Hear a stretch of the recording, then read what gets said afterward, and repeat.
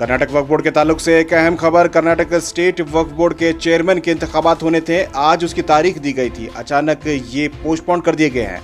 इसकी वजह बताई जा रही है कि जो इलेक्शन करने वाले अधिकारी हैं, जो ऑफिसर्स हैं, उनकी अचानक तबीयत खराब होने की वजह से ये इलेक्शन पोस्टपोन कर दिया गया है।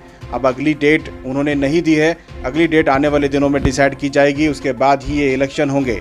ये बड़ी खबर है क्योंकि आज 12 बजे का टाइम दिया गया था जो इलेक्शन करने थे। तमाम वोटर्स भी बेंगलुरु में जमा हो गए थे, लेकिन अचानक देर रात ये खबर मिली कि अधिकारियों की तबीयत अचानक ख़राब होने की वजह से इसे पोस्टपोन किया जा रहा है। आप स्क्रीन पर देख सकते हैं पोस्टपोन करने की जो लेटर है, जो बताया गया, जो रीज़न बताया गया है, वो लेटर भी हम आपको स्क्रीन में दिखा रहे हैं। और ये अगली डेट जब होगी, ये नई डेट ही डिक्लेयर होगी, उसके बाद ही ये इलेक्शन होगा। नया नोटिफिकेशन निकलेगा या नहीं, इस पर कुछ कहना अभी मुश्किल है, लेकिन हो सकता है कि मुमकिन है कि आने वाले दिनों में एक आध हफ्ते में इसका अगली डेट इसकी निकल सकती है।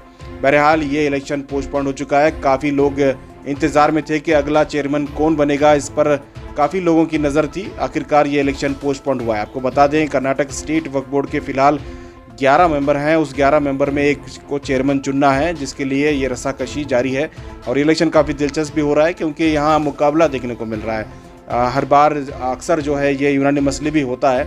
इस बार भी उम्मीद थी कि ये यूनानिमसली हो, लेकिन आखिरी वक्त में दो लोगों के बीच में चेयरमैन को लेके काफ़ी रस्साकशी देखने को मिली, जिसकी वजह से इलेक्शन होना तय नज़र आ रहा था, लेकिन आखिरकार पोस्टपोन हो गया। अब देखना होगा कि आने वाले दिनों में ये इलेक्शन कब और कैसे होगा, क्या यूनानिमसली होता है या फिर वोट डाले जाएंगे, ये देखने वाली बात होगी।